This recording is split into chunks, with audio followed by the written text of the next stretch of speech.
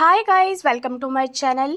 Today we will write letter to father for the permission to change your school. Let's get started.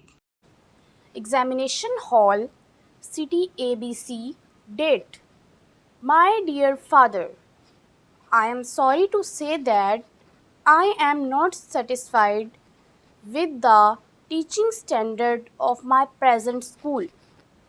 I want to change this school for the following reasons. The school is full of ill-mannered students.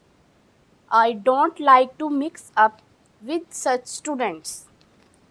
The teachers are not qualified and hardworking. They do not teach us well. There is no literacy society in our school.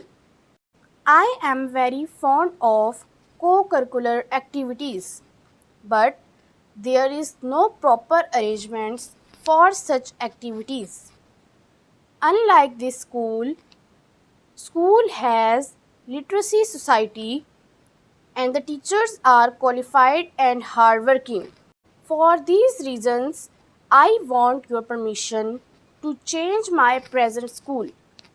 I hope you will accept my request and allow me to join the said school. Yours sincerely, XYZ.